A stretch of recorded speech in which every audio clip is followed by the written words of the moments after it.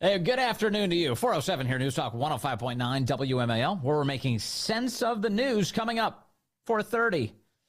From Hot Air, Ed Morrissey will be here. We'll talk about all that cash that went out the door under Joe Biden and what it wasn't spent on. We're going to build all sorts of awesome things, charging stations all across the country. How'd that work out? Ed Morrissey will tell us. E.J. Antoni also gives us the big picture on the Biden economy versus what to expect from the Trump economy. That's at 5:30. It's all ahead on the Vince Coglianese Show. You can join us, 888-630-9625, 888-630-WMAL as we round out 2024. Joining us now to discuss the biggest loser of this year, Eddie Scarry is here. He's the columnist at the Federalist, the author of Liberal Misery, How the Hateful Left Sucks Joy Out of Everything and Everyone. Eddie, Happy New Year. Great to have you with us. Hey, Happy New Year. Good to be here. Biggest loser. It's this one's. Corey just asked me. He goes, "Who do you think the biggest loser was?" And I was like, I don't know. Maybe Thomas Crooks. That guy. He made Trump even more epic than he was in the first place, and he died. So that's a pretty big loss, I would say. But you have a different biggest loser this year. Who'd you pick? Fair point about Crooks. Yeah, that's interesting. And yeah, I thought that this was also a little bit off the beaten path, and I think not enough has been said about it. And in fact, before I wrote this piece at the Federalist, I Googled to see if, because we've seen kind of remarks from Joe Biden. I think maybe Kamala Harris has made some comments. You've heard a lot from the media. You've heard from some Democrat leaders about what actually happened, what their shortcomings were. The one person I was surprised we have not heard a word from is the former President Barack Obama. And I guess that doesn't really surprise me in when you think about it, because I think he really is embarrassed about what just happened, because this election, it said as much about him as it did about Biden, as it did about the Democrat Party, as it did about Kamala, as it did about Trump, and what it said about the voters. But, I was thinking back, and something that has really never left the forefront of my mind over these last 2 months, and I say this in all sincerity, is just how appalling the former president, who was you go back to the beginning of his national career in politics, just this rock star, a legitimate sex symbol, someone who, it was the hope and change. It was the new era of optimism in politics and the closing of our divisions. Of course, that's a lot of that was media generated. But still a beloved figure in politics. And now what have we seen over the last, really now going on for a decade, but I think in October in particular, we just saw a really sad, diminished, small figure, Barack Obama, how far he came. And, we have seen flame outs and people who, they're not what they used to be. But I think what's interesting is that I really think at this moment, that Bill Clinton holds more cachet within the Democrat Party than Barack Obama does. And I say again, just because of his behavior, one moment in particular that I still cannot get over it, is when he was speaking to, I'm not really sure what that happened in Chicago, when he was speaking to the black Kamala campaign, canvassers, yes, at one of the campaign headquarters. And it's not even that he said it to black men. It's that he's in the face of men, period, and telling them, you need to do as I tell you. This shouldn't even be a question, and that you're suggesting you might vote somebody else instead of the Democrat nominee. It sounds like you just don't want a woman to be a president, and I've got a problem with that. If I had been standing in that room as a Democrat voter, I would have walked out of there, because you're not going to talk to me like you're my daddy. You're not my daddy. And I think that, and then what? He sends out his wife to do the exact same thing at one of those campaign rallies. That was in Michigan. Yes. Just the pair of them, but just as the former president, his behavior was really something, and I think really showed him to be the biggest loser of 2024. Yeah, that was I thought another illustrative moment in Obama's public career, and in terms of getting involved in politics. I mean, one of the points about Obama and politics has been that he's only good for himself. If he's running for office, he's an excellent spokesperson for obtaining that office. But beyond that, he's never been good for Democrats broadly. And there's a myth around Obama suggesting that everything he does and touches is just fantastic. And that's not the case. I mean, what you're describing, You're right. He came after men broadly, but he did come after black men specifically, and that was a total failure in black media in the days that ensued. I just remember segment after segment of people calling into places like the Breakfast Club saying, this is outrageous. Like, this guy is telling me that I'm not black unless I support Kamala Harris. Like, to hell with him. And so, once again, Obama's involvement actually serves to the detriment of Democrats who aren't Barack Obama. I think, yeah, that's right. And I think that this election in particular showed that, and really shows that I guess you could describe it as a disdain he has for people that he just doesn't feel are on his level. One of the bigger scandals, I think, of this election, which it reflected very poorly on him, but it was also just kind of, I mean, you know, the Democrats, they were in this really ugly situation that they created with themselves the second that Kamala was made Joe Biden's running mate. This is always, I wrote about this many times, the issue with Kamala, she was always the problem. Her not coming out and saying, you know what, I'm not interested. If Joe Biden's not running, I'm not running. I'm going to be his running mate or nothing. You know, she was always the problem. But when she was anointed the new nominee, and I don't know if you remember this, but when Obama endorsed her, there was a staged phone call that he did with her. Yeah. And I included this line in my piece that he said to her, because it was the most bizarre thing, and just the tone in his voice. He said to her on this staged phone call, but this part seemed very, very genuine. He said, he used the word apparently. He said, apparently, a lot of people feel that you need to be the nominee. Just the weakest, most underwhelming endorsement, delivered with the enthusiasm of, like, you know, a debt collections agent or something. People feel that you need to be the nominee, so I guess I'm going to back you. Well, just like, you know, made himself look really unattractive, and really didn't, to your point, did not do his party any favors. Yeah, and also think about that whole process of removing Joe Biden and replacing him with Kamala. Obama's behavior was loserish the entire time. So Obama didn't call in the hit himself. He had all of these middlemen handle it. He had George Clooney write an op-ed in the New York Times saying that Biden needed to step aside. Clooney doesn't write that op-ed unless Obama tells him to or gives him the blessing. So Obama was feline. He was passive-aggressive during all of this, and he had no interest in endorsing Kamala Harris. And I know that because when she made that announcement that she was in, Obama withheld it for some time. He was trying to facilitate some other scheme in the background. So throughout all of it, Obama was just a loser. That is the perfect term you used about passive-aggressive, because, yes, for him to have for George Clooney to come out and do this in the New York Times, I mean, I don't know about you, but I think it's very strange that George Clooney is apparently, I had no idea, he's like Democrat royalty and he calls shots. I guess he's like a bundler of some kind, but geez, I did not know he had that kind of influence where he's the spearhead of taking out the incumbent president nominee for re-election. I think that was wild. But yes, Obama just sitting back, watching it happen, and then all the while just being, again, just like a really unattractive figure. Passive aggression is loser behavior. Passive aggression is not attractive. And now I think, I mean, I guess he's one of those, he's like in that league of Meghan Markle and Prince Harry, former Prince Harry, you know, these people that they have a lot of money, and you know, there's this elite circle of people who care what they have to say, but now they otherwise look like absolute clowns. Obama and his wife are now on that level, and it's very, I wouldn't say sad to see. I'm glad that he's gone. He's basically been, now, in hindsight, his presidency, his legacy is a complete failure, kind of an embarrassment. I'm glad he's gone. But at the same time, you look at it and go, wow, that's truly pathetic. But do you think the spell will break among elite Democrats? Because their impression is that Obama walks on water. It has been, at least. Do you think that'll persist? Their view of Obama? Yes, that elite, influential Democrats will continue to worship Barack Obama to their own detriment.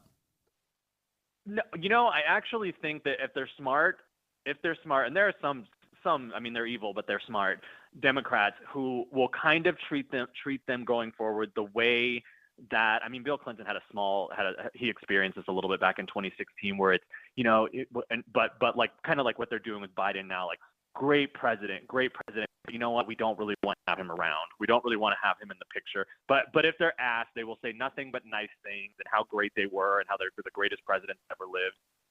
But again, those are the smart Democrats, and I think there are enough smart Democrats where, I think you're basically just going to see this sidelining. He'll be invited to come do convention speeches in the future. Now, whether he takes that invite, now I'm curious as to whether he'll actually take him.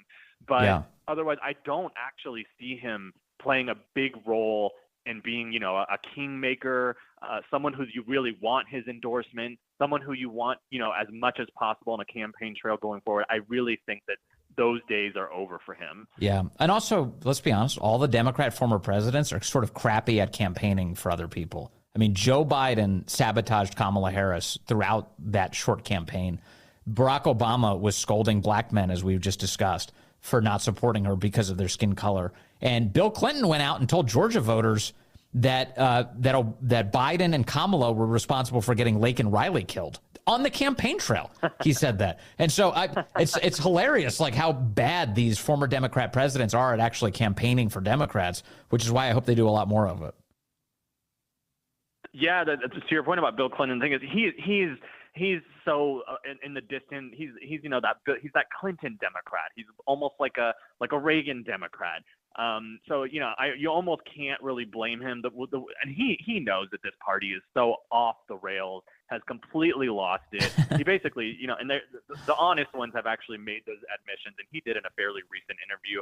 But no, they're kind of stuck. They're going to be in the wilderness for a while unless some kind of Obama-like figure of the 2008 era emerges, and I guess that can always happen. It's always exciting. All right, well, I look forward to your piece on who that figure might be. I'm sure you're working on that. Eddie Scarry, thank you as always, sir. Happy New Year to you. Great to talk today.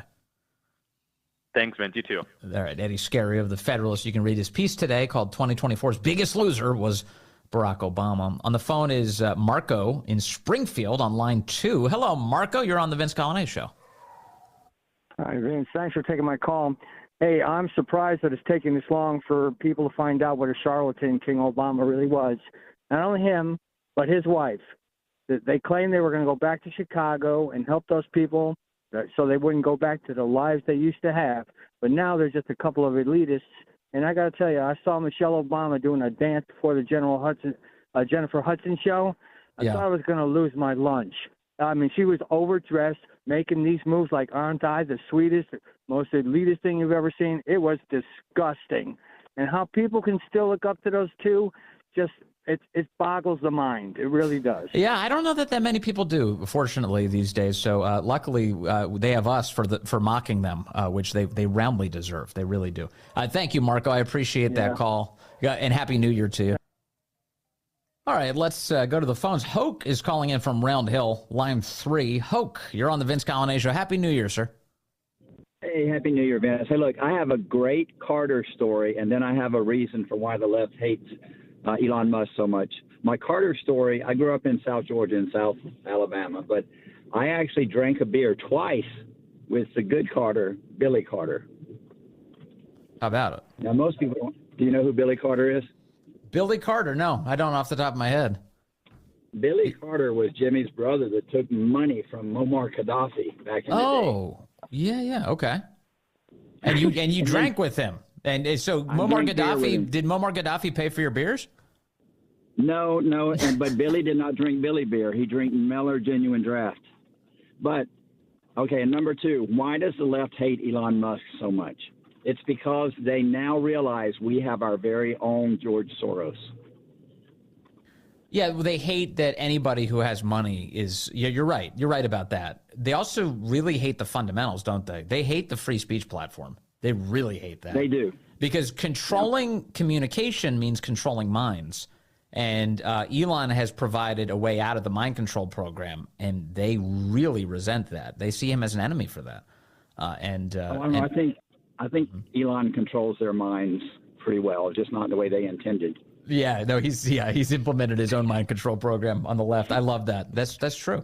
So X is a free place, which is good. And you're right that their goal was to basically hoard all of the billionaires to themselves, in order to achieve their agenda. And they hate when any billionaire steps out of line. And additionally, does so publicly, which is, of course, what Elon's doing. It's not just that he's behind the scenes writing checks, that he's going on stage.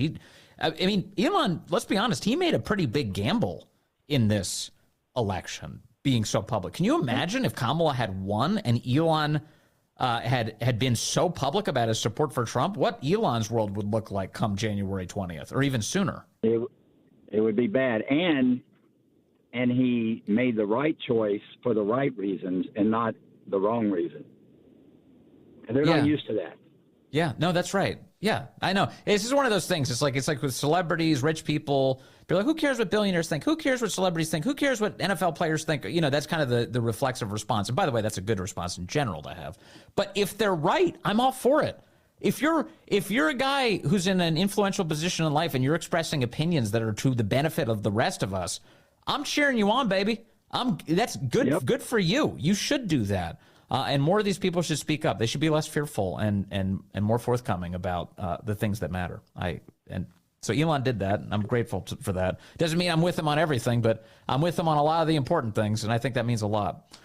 Thanks, Hoke, very much for the stories and the wise observation. I appreciate that. The man drank with Billy Carter. That's the kind of guy who calls into this show. They know the top people. Coming up, Ed Morrissey will be with us. We'll talk to him about all the ways the Biden administration blew your tax dollars. They promised they were going to build things like charging stations. Nope, that didn't happen. They just spent all that cash. Has anybody checked Hunter's bank account lately? Where'd all the money go? We'll talk to Ed Morrissey next. Well, good afternoon to you. It's 4:35 here. News Talk 105.9 WMAL, where we're making sense of the news. Coming up in the next hour, we talk the state of our economy with our economist, E.J. Antoni. The good, the bad, the ugly from 2024, and what to expect with President Trump coming back. You can join us, 888-630-9625, 888-630-WMAL. Joe Biden's record, according to Politico, which is, of course, no enemy of Joe Biden, he doesn't have a lot to show for his time in office. They have an entire piece today dedicated to what has Biden wrought, and they look at the many, many billions, trillions of dollars in spending that Joe Biden and company are responsible for, and they're not that impressed. They write today that solar installations in the United States have surged to record levels, but the country is not adding enough zero-carbon electricity to even meet Biden's climate targets, his ludicrous climate targets. They say a $42 billion expansion of broadband internet service has yet to connect a single household. I know you spend a lot on internet. $42 billion is how much the federal government just spent on internet, and they haven't connected a single household. Here to help us dig even further into these numbers and to cry with me, Ed Morrissey, the managing editor over at Hot Air and the host of the Ed Morrissey Show podcast. Ed, great to have you with us. Happy New Year, sir. Well, Happy New Year to you, and thank you for having me on. This is pathetic, kind of expected, but awful. I mean, $42 billion in spending. They can't connect a single house to the internet? Not one single house to the internet. They could have taken $1 million and paid for a subscription for, I think it's 20,000 households or something like that through Elon Musk's Starlink system. Yeah. I have to think about the math on that. That might be more like 10,000 or 9,000 because it's $50 a month, right? Uh-huh. But I mean, just to give you the scale of that, right? You can do $600 a year through Starlink, and you would be connected to the internet. And you take $42 billion, and that's 7 million households in a year. Yeah, I mean, it's just, I'll trust your napkin math on this, but I just think it's like might even be 70. Yeah, it's a lot. Yeah, it's just, but it's crazy. I mean, $42 billion not to connect a single house. So where does money like that go? Do we have answers to this? I mean, where does $42 billion get spent if it's not actually to achieve connecting Americans to broadband? It's a great question. Nobody seems to have an answer to it, right? I mean, I guess technically you can say, well, the money's still there, but I don't know that that's true. There's been no accounting for that money. And that money's been around for 3 years, right? I mean, this broadband infrastructure thing was part of what Biden passed in the first year. There was an infrastructure bill, there was the American Rescue Plan, and then I think it was early to springish of 2022 was the so-called Inflation Reduction Act. That might have been more like the summer. So it's at least 2 years old. It's probably more like 3+ years old, the funding is, and not one single household has been connected through this $42 billion program. And then the other one is, of course, the electric vehicle charger systems. And that's actually been pretty well covered, right? Because we've been talking about that for months. Margaret Brennan on CBS was grilling Pete Buttigieg back on this in May. And it was about 3 years for the funding on that at that time. And they had a grand total of either 7 or 8 charging stations. I just want to dwell on history here for a moment. You remember Solyndra, the solar panel company that we spent money on? I just went back to check on it because I forgot the actual total. How much money was in the center of that giant scandal? Because there were federal loan guarantees involved with this solar company that completely failed. American taxpayers were on the hook. You ready for this? $535 million with an M. $535 million. That was an epic scandal of government waste. Here, we just went over $42 billion with a B of broadband internet service money that didn't connect a single household in the United States of America. That's $42 billion down the drain, and $7.5 billion to build electric vehicle charging stations, and we've gotten 47 of them across the entire country to the tune of $7.5 billion, Ed. It's an extraordinary failure, if it is indeed a failure. Because my guess is that money went someplace. It just didn't go to what we were paying for. It didn't expand broadband. It didn't build very many charging stations. Pete Buttigieg says, well, we're going to have 500,000 charging stations installed by the end of the decade, which I would say was 2030, right? So that's 5 years away. Generously speaking, because the decade is always the first year, so 2031, January, let's just say it's 6 years. Yes. You'd have to add somewhere around 7,000 charging stations every single month from now until then to get to 500,000, and they've built 47 in 3 years, and 40 of those were just in the last 7 months. Well, and also just talk about the economics of this. Why would the government need to be involved in building charging stations if people desperately wanted charging stations? If they did, if the market was demanding this, the government wouldn't need to be involved in the first place, would it, Ed? That's absolutely true, right? That's absolutely true. First off, Elon Musk and Tesla build their own charging stations, and he's got about 50,000 of them installed around the country. And Tesla owners have apps that tell them where these stations are so they know where to find them.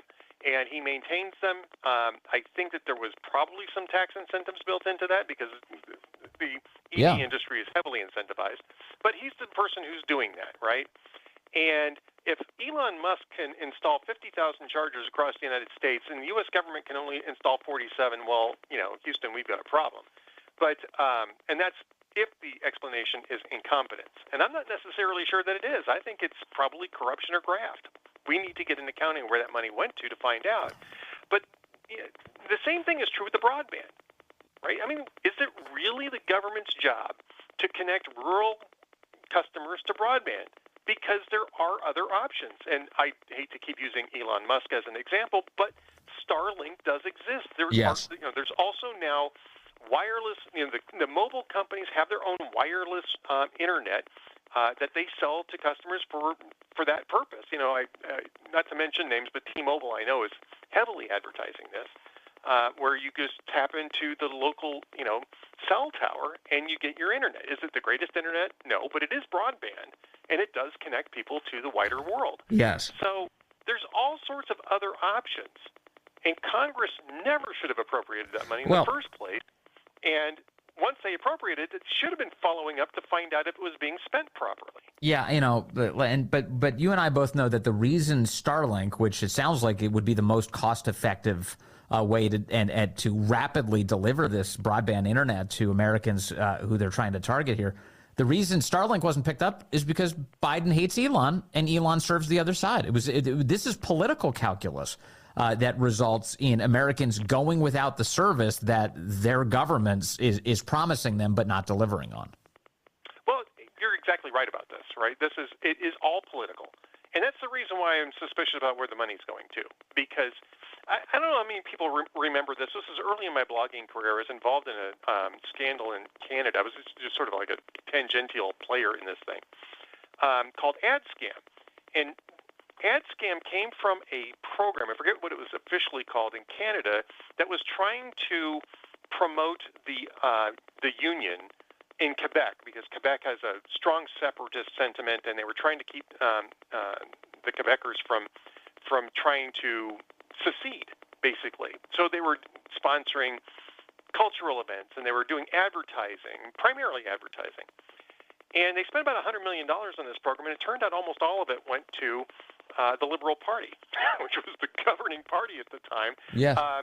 And their allies, and directly into party coffers, but at least they got some advertisements out of it, and they sponsored a couple of, low-key cultural events out of it. There was some money that was legitimately spent out of that program. Much of it went to promote the Liberal Party. And when it was uncovered, the scope of this was, quite astonishing, this corruption. And the Liberal Party ended up being out of power for about 8 or 9 years after that because of the scandal. Right. And I'm wondering if this is the same sort of thing where they're just shoving this money into the pockets of activist groups that are doing, climate change promotion as a means of electing Democrats. Because I have a sneaking suspicion that that's probably where this money, and at least some of this money, probably end up going. Well, what you're describing is a money laundering operation. So they claim it's for something, and then it turns out it's for some other corrupt purpose. And that of course, the Democrats have a pretty long history of doing it here in the United States with the public sector unions, for one. So they'll allocate federal spending. And then the unions will collect a ton of that money, and then they'll make heavy contributions to Democrats. They do this with Planned Parenthood every year. They give tons of money to Planned Parenthood to abort more children, and in turn, Planned Parenthood gives all of its donations to Democrats. And so here, you're right to be suspicious because, first of all, they have literally nothing to show for their broadband internet exercise, and $42 billion in federal expenditures. Like, It just boggles my mind that this isn't actually a bigger headline today. It should be a huge headline. And, kudos for Politico for actually pointing this out. Yeah. And again, the EV charging station issue has been pretty widely discussed. That's not a surprise. I think the only surprising thing was they managed to build 40 more between May and December. And I have a sneaking suspicion that the reason that they did that was because they knew it could be a political liability for Joe Biden if this issue kept coming up on the Sunday talk shows as it did in May on CBS's Face the Nation with Pete Buttigieg there, because Pete Buttigieg is the guy who's in charge of that program. But I mean, the idea that you build another 40 of them and you mollify people because there's $7.5 billion involved. Yes. Unless those charging stations are connected directly to the sun, it shouldn't cost $7.5 billion to come up with a charging station. So 40 of them, 47 of them. Yeah, and so then there's the other component, which is the impact this has on the American people and their well-being. So in addition to lacking the services that the government promised and didn't deliver on, perhaps even worse is all of this money was printed. This is just all inflation driving all of this. This is trillions of dollars in spending that made life so unaffordable that we have now record credit card defaults is the headline today from the Financial Times. We have record credit card debt in the United States. The bottom third of all American consumers have $0 in their savings account, according to Moody's Analytics. So if you're wondering how all that happened, it's this spending which didn't deliver what it promised and brought a lot of misery with it, Ed. It did. And both of these programs were supposedly there to help the working and middle classes. Maybe the EV chargers, not quite so much. That was to promote the Biden effort to outlaw internal combustion engines over a period of time. But the rural broadband was sold as a way of helping poor people, right? It's sort of like the Tennessee Valley Authority program was, almost a century ago. That actually did. This hasn't done anything. And that money went someplace, and it's been 3 years. It's time that Congress finds out where that money's at and claws back as much of it as possible and stops trying to get into the cable and internet business. Yeah. Because it's just absolutely ridiculous how this money has been spent. We have a huge debt problem. It starts with the federal government, and it needs to start being addressed. And it's programs like this that turn into slush funds, that turn into political corruption, and we need to put an end to it as soon as we possibly can. Yes, and every single sponsor of the legislation that led to this should be absolutely dogged in the halls of Congress to whether or not they feel a sense of shame that they just wasted all this money and didn't deliver at all. Because they're responsible for sending this out there and making that happen. One can hope. Hey, Ed Morrissey, I love your website. Hot Air's amazing, and you're amazing. So grateful for you, and thank you once again. Happy New Year, sir. Happy New Year, Vince. Great to be on with you. Thanks for having me on. Of course, great to talk to you today. That's Ed Morrissey, the managing editor over at Hot Air. Yeah, good. It was good to chat with Ed Morrissey. Speaking of inflation and all that ridiculous spending, remember they actually passed a piece of legislation that had nothing to do with drawing down inflation. Instead, it just spent a whole bunch more money, but they called it the Inflation Reduction Act. The left is so brazen. They're just so brazen. The right should take a page out of their legislation naming book. Obviously, don't lie to people, but just put the most absurdly optimistic names on your legislation from now on. The Inflation Reduction Act. Here's Biden in August of 2023 admitting, yeah, I didn't really do that. 2 weeks ago, we celebrated the first anniversary of the Inflation Reduction Act, which in a sense is misnamed. We did lower inflation, but there are many other things in that legislation. Yeah, but there's many other things in that legislation. Yeah, it was AOC's Green New Deal. It had nothing to do with bringing down inflation and everything to do with accelerating it. Biden also said in September of this year, we should have never named it the Inflation Reduction Act. Here's what he says in his old age. My investments, through my investments, the most significant climate change law ever. And by the way, it is a $369 billion bill. It's called the... we should have named it what it was, but at any rate, we lied.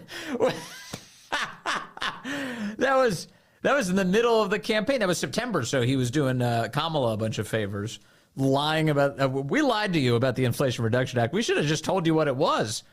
No, I don't think that would have worked. I think that would have prevented its passage, which is why you lied about it in the first place. We got to pass it to find out what's in it. Yeah, the Inflation Reduction Act did no such thing. Yeah, no, costs have not come down. We're going to talk actually about the economy coming up with E.J. Antoni in the next hour.